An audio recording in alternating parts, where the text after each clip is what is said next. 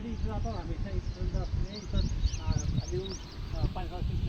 पूजा करताना बसले गेलं पाहिजे या हिशोबाने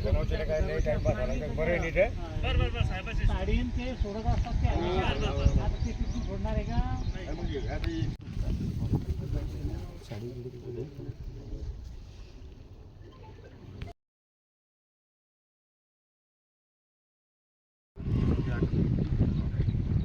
दुर्वांग पुरार्थे समर्पयामि दुर्वांग मृदुमन्नाशितमुलाशितं गुरा दुर्वांग भागदन्ति दुर्वेन शतेन च आसनार्थे अक्षतं समर्पयामि गणानन्दवा गणपति गवामहे प्रियानन्दवा प्रियपति गवामहे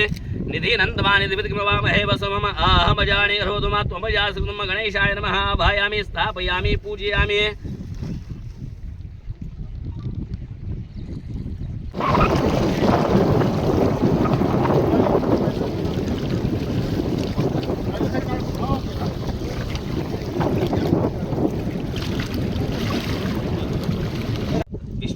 धरणीशेषनागोपरिस्थिता उत्पदासि पराहेन कृष्णेन शतभावनाः भूमि कृमि देवताङ्गतव्यां प्रार्थयेत प्रार्थनापूर्वक नमस्कारान् नमस्करोमि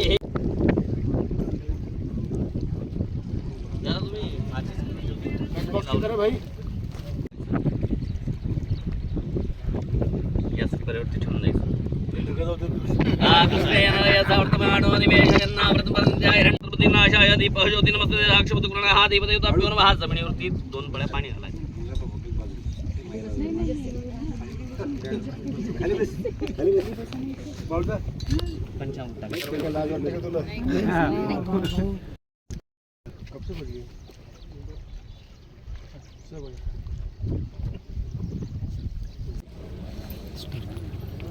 बुलढाणा शहराची तहान भागवणारं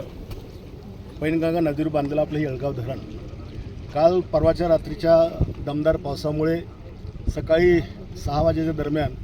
70% धरण भरलं होतं आणि 11 वाजता धरण हे 100% त्या ठिकाणी भरलं आणि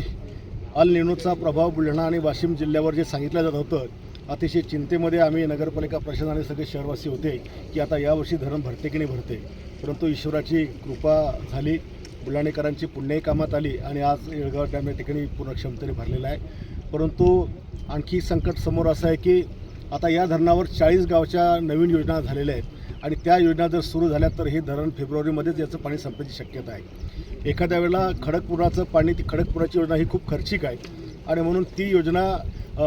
शहराची ताण भागवेल पण आजूबाजूच्या 40 गावांची ताण कोण भागवणार आहे याच्याकरता आता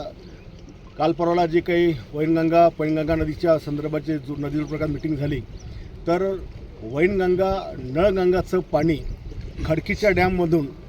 पैनगंगेमध्ये म्हणजे बुधनेश्वरपर्यंत आणता येईल का ते जर किमान अर्धा टीएमचं जरी पाणी आणता आलं तर ते पाणी डिसेंबरच्या दरम्यान आपल्याला या धरणामध्ये सोडता येईल म्हणजे जेणेकरून निसर्गाच्या शिवाय